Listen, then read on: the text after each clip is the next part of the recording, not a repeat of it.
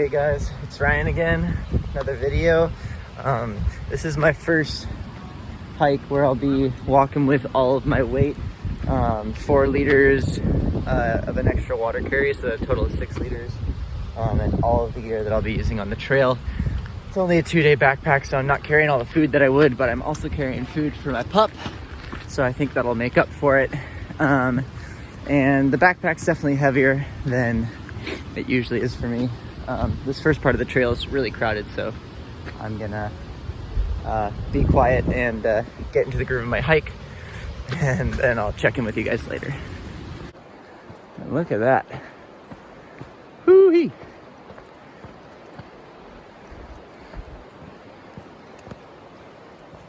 How's it going, Tomo? Yeah.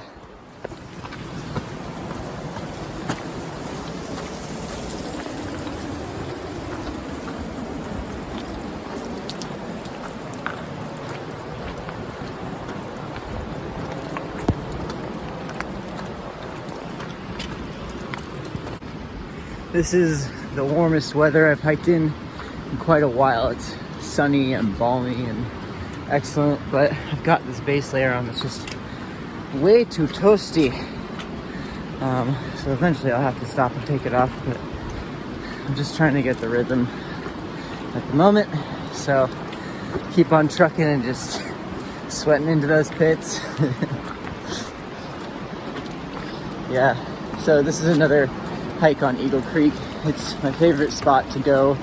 I know it really well, so I feel very safe. And you know, I can have a pretty sure idea of what the terrain's going to be like, so I can prepare my body and, you know, work it out properly, rather than just like blasting through the first 5 flat miles and then getting to a hill and realizing you're not saving yourself for the right stuff. I will say though, I'm definitely not used to this weight. It's much heavier than my recent, 1 or 2 night ultralight backpacks. Having that extra water weight is just, it's a lot. It's nothing I can't handle, but something I gotta get used to for sure. Good thing is, having all that water weight encourages me to drink more. So that my pack gets lighter. Not that that's what you're supposed to be doing in the desert, but I'm not in the desert right now. I'm practicing, so I'll take it easy on myself. One.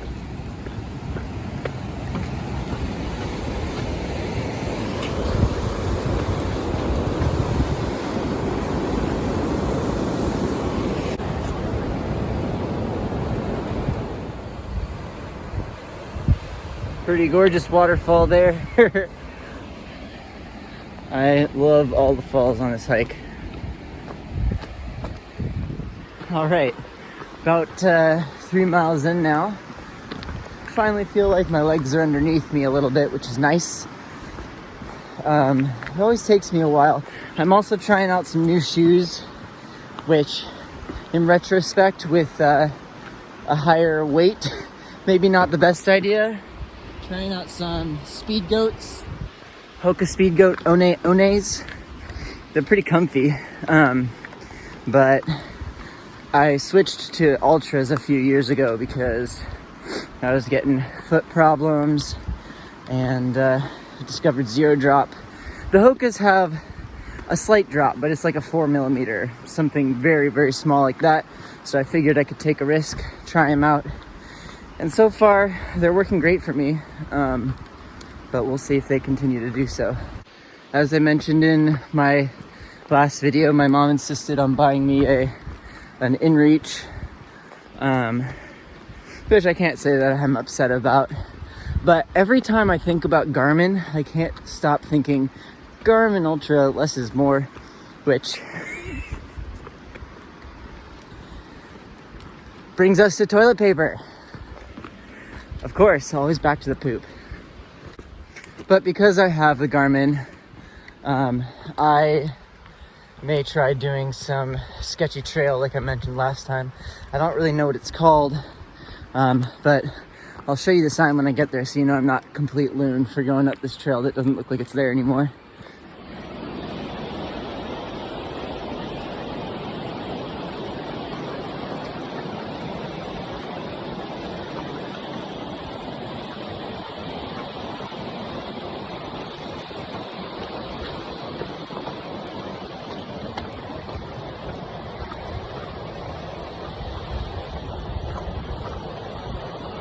now past the super crowded part of the hike. Most day hikers drop out after about 3 miles, and some go to about 7, which is where this really beautiful falls called Tunnel Falls is. I think you saw it in one of my previous videos, but it's nice because I can let my dog off the leash. She's really well behaved on trail, but you know, when there are a lot of other dogs around, I like to respect their boundaries and keep dogs on the lead. But she never goes off trail. You know, I always pick up her poop, all that good stuff, so I figure she's not harming anything. And now I can really cruise, get into my groove, which is nice. Head up, sun out, feet on the trail. Feels pretty damn good.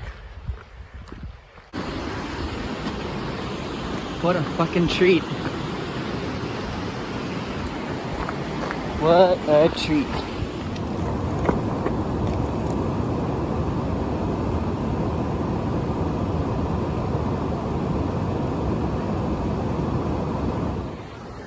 All right, so here's the sign. It connects Eagle Creek Trail and Benson Trail, and that's the trail. It goes up and that way. You can hardly fucking see it. Because I've never gone up here, I don't know what to expect, but I'm gonna give it a shot. Tomato, what do you think? You gonna go up the trail? Okay. So I can't imagine if the sign's there that they purposely covered it up, because then they would just remove the sign. But I think it just hasn't been maintained in a while, so I'm gonna show you what it looks like. So the trail goes along here, down there, switches back. You can kind of see there's a little ridge right there that it follows down to right there, which is the sign. So this trail takes you up behind a waterfall that you see from down lower in the trail in Eagle Creek. It's pretty phenomenal. I'm glad that I came up here. It's been a bit of a trek, but well worth it. I'm gonna take it a little farther, see how it goes, and I don't know, I'll probably end up going down and camping down farther on the main trail, not this weird, really brushy one. I can't see there being any good campsites up here, but I could be wrong.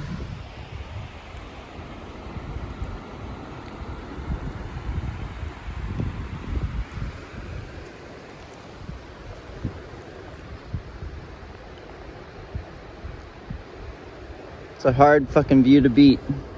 Huh, Tomo?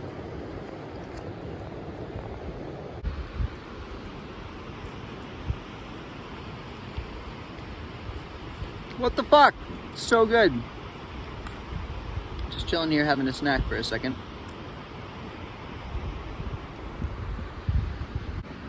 So as I was sitting here taking a little break, I was looking at my calendar and realized I have a doctor's appointment tomorrow.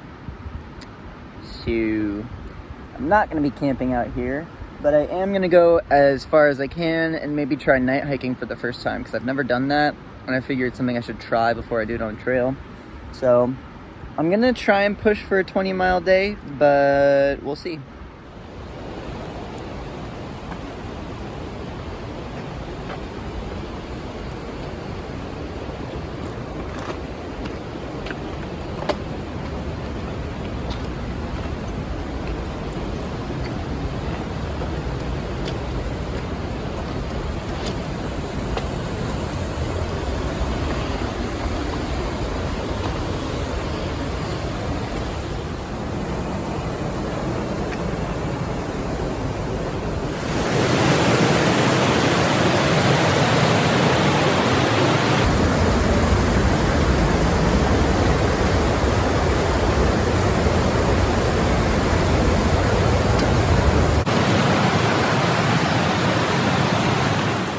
So I figured out how to rig up my sun umbrella.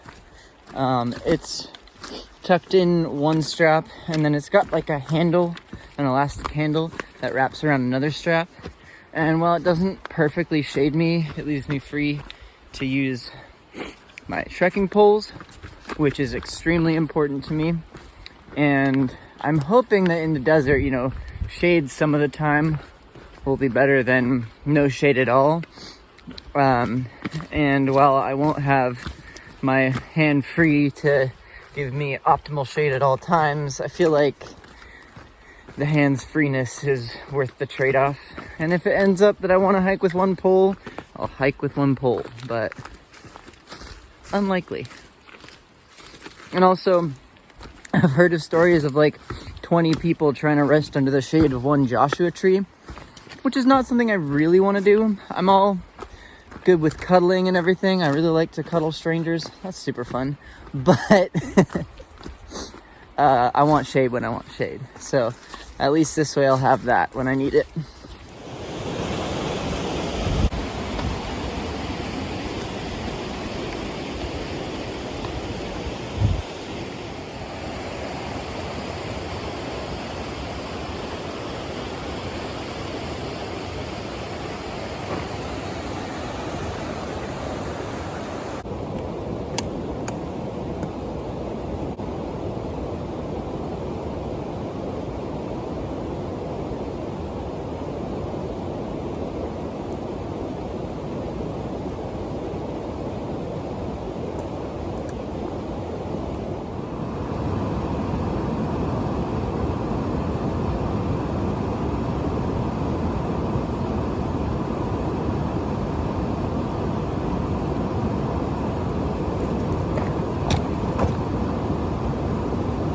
And I turned around a bit earlier than I thought I would because the first time carrying this much weight, well, not the first time, but the first time in a long time, and also first time using new shoes, my feet were getting a little sore and I just decided not to push it too hard.